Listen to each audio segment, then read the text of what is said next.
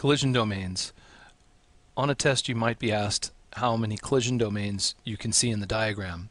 So the way to answer a question like this is to find out where are the intermediary network devices. In this picture we've got two hubs, right? So in this network, if these are hubs and any one of these hosts sends anything on the network, it's going to go into the hub and then it's going to be forwarded out of all ports on the hub, effectively making this type of network right here one large collision domain. So if you see hubs expand collision domains, or they make collision domains larger, right? So this is all one collision domain. So the answer to this question would be 1. But if we look at the next picture, now we have some switches here. Now switches, on the other hand, let's say this computer right here wanted to send to this computer right here. When this computer forwards that, sends that frame to the switch will look in its MAC address table, and if it has the a mapping of that particular destination MAC address in its table mapped to a port, it will forward it out the correct port, and so it'll take the frame on this frame and then send it out only one port. It won't broadcast it basically out every single interface or every single port. So with switches, each interface becomes its own collision domain. So in a sense we won't have any collisions.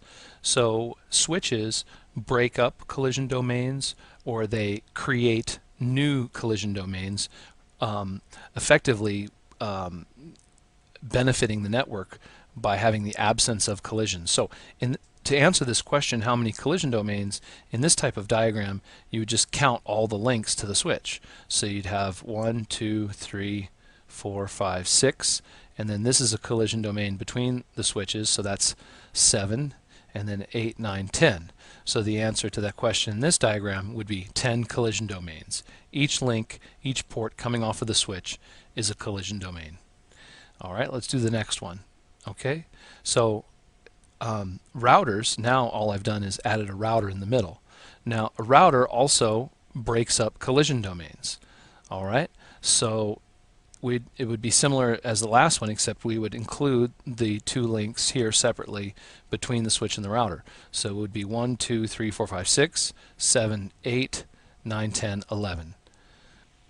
Okay, in this diagram it's a little bit harder because what you have to do now is figure out all of these different intermediary networking devices, and you have to treat them differently. So you have to find how many hubs you have, and thanks to somebody on YouTube who sent me a comment, they pointed out that I had actually done it wrong, and so I'm doing this as a redo.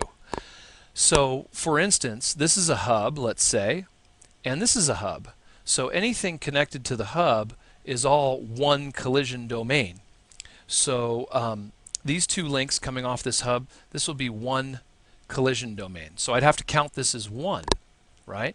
And then this hub has a printer connected to it, and then it's connected to a router, and so then this is one collision domain, right? So, and then with the switches we can just count the links, and the same thing with the router, but not when it's connected to the hub. So anyway, this is 1, 2 collision domains, 2 connections from this switch. Then this is 1 collision domain.